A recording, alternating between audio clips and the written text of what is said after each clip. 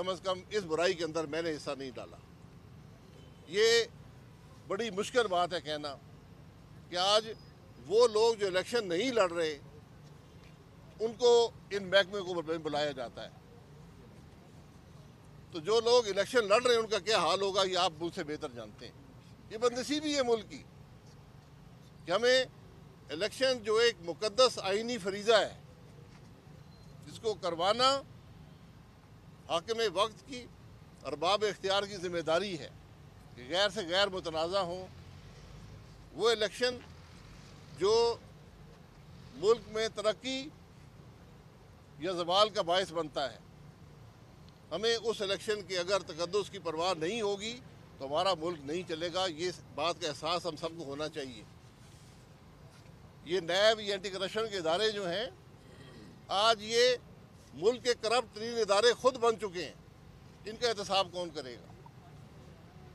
آج یہ صرف الیکشن کو توڑنے مروڑنے کے لیے استعمال ہوتے ہیں، یہ سیاست کو جوڑ توڑ میں استعمال ہوتے ہیں۔ یہ بدنصیبی ہے ملک کی، یہ بہت افسوس کی بات ہے۔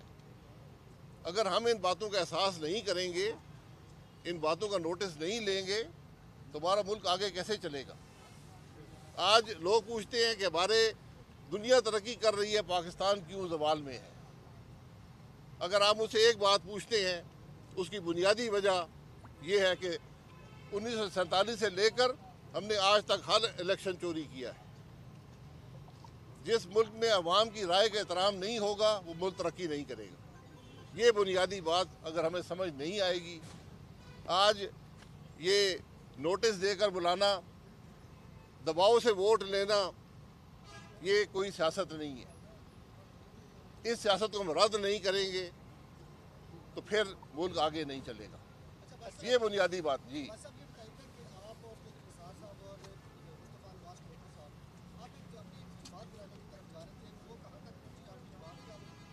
کسی سی بات دیکھیں، جماعت جو ہے، جماعت تو اس ماحول میں نہیں بنتی نا۔ جماعت پاکستان میں ایک یا زیادہ جماعتیں نہیں بنیں گی، کیونکہ جو آج 3 بڑی جماعتیں ہیں یہ ناکام ہو چکی ہیں۔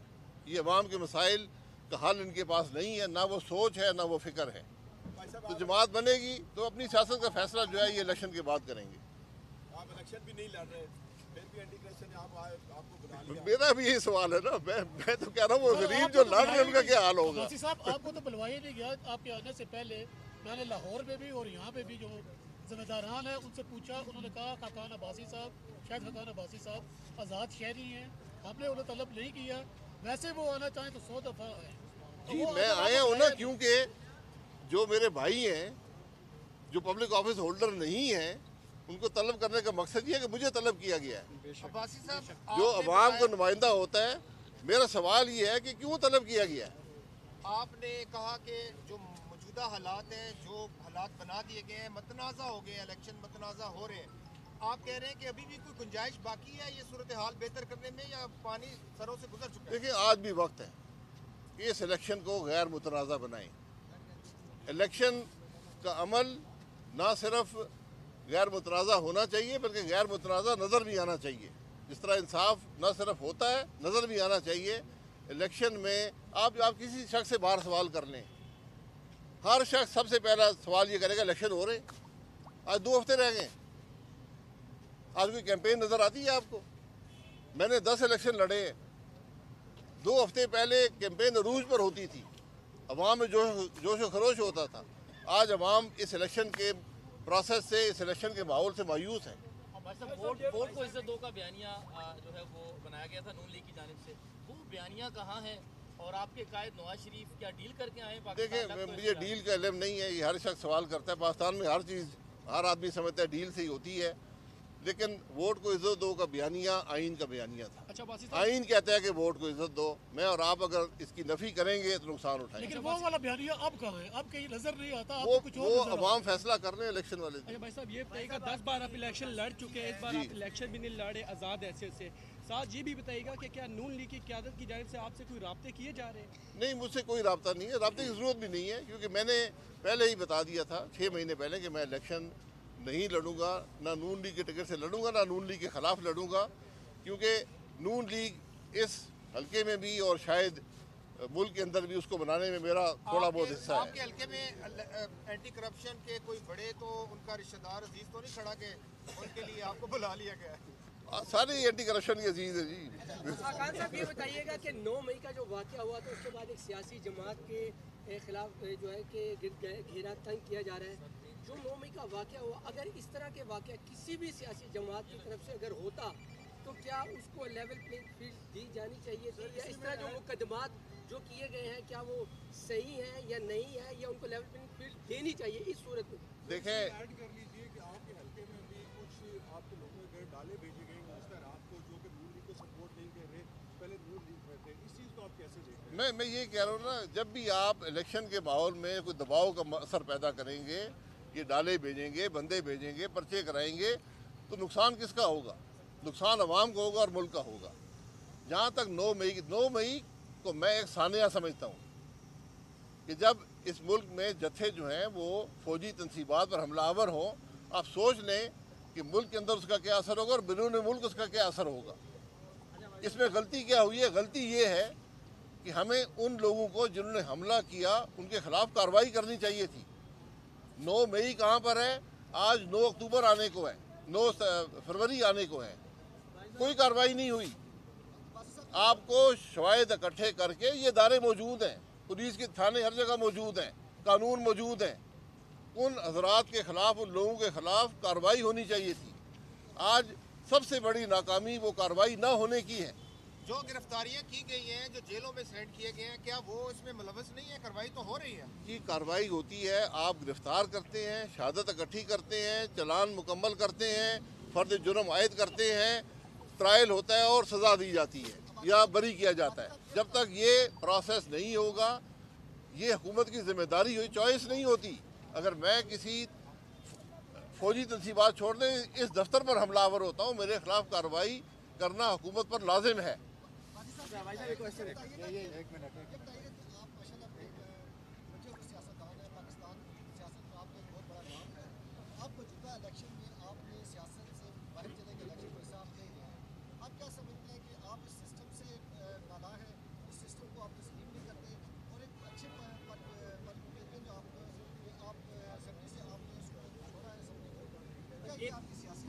देखिए, मैंने इलेक्शन छोड़ा है, सियासत नहीं छोड़ी, क्योंकि ये एक बेमकसद इलेक्शन बन गया है। इस इलेक्शन मुल्क को इंतशार के अलावा कुछ नहीं देगा। इलेक्शन एक आइनी ज़रूरत है, ये चॉइस नहीं होती कि इलेक्शन करवाएं या ना करवाएं। इलेक्शन ने होना है, लेकिन इलेक्शन को बामकसद बनाना, इलेक्शन को मुल्क के मसाइल का हल का ज़रिया बनाना, ये पॉलिटिकल लीडरशिप का काम होता है। पॉलिटिकल लीडरशिप इस नाकाम रही है इस अमल में। उनके पास वक़्त था, आगे का रास्ते का तयन कर लेते कि मुल्क कैसे आगे चलाया जाएगा। आज मैं बार बार कहता हूँ, सिर्फ एक तरीका आगे बढ़ने का, इस मुल्क की political leadership, military leadership, judicial leadership, ये 7-8 आदमी हैं, एक टेबल पे बैठे, अवाम को नज़र आए कि आज ये सीरियस है मुल्क के मामलात को हल करने में, यहाँ कोई तफरीक नहीं है, और आगे के रास्ते का तयन कर रहे हैं, वरना मुल्क चलना मुश्किल है।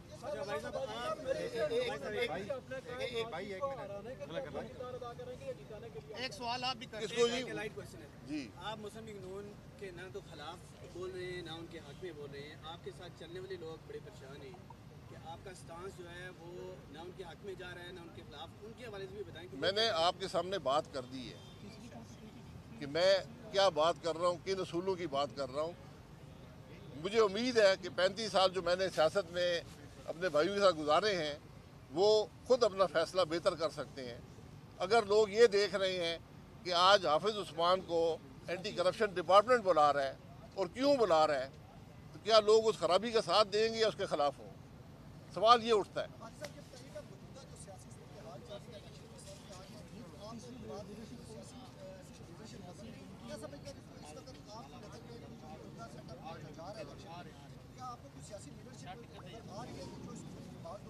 कोई सियासी लीडरशिप नजर नहीं आती, कोई नहीं चला सकता। आज इलेक्शन में 2 हफ्ते बाकी हैं। मुझे बता दें, किसी जमात ने मुल्क के मसाइल की बात की है, अवाम की तकलीफ की बात की है, उसके हल की बात की है, रिफॉर्म की बात की है? सिर्फ ये कहना कि वो चोर है, ये खा गया है, ये लूट गया है, ये सियासत नहीं है। लोग ये सियासत नहीं चाहते। लोगों ने तमाशे बहुत देख लिए हैं।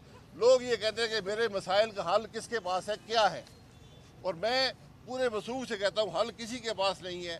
जब तक ये इकट्ठे नहीं बैठेंगे, अगर सिर्फ इक़्तिदार की तलाश में रहेंगे तो कुछ नहीं मिलेगा।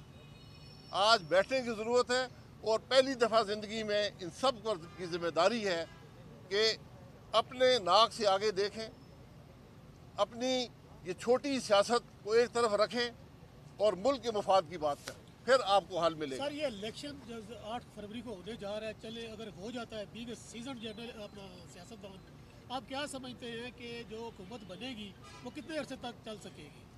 वो 5 साल रहे, 50 साल रहे, कुछ नहीं कर सकेगी।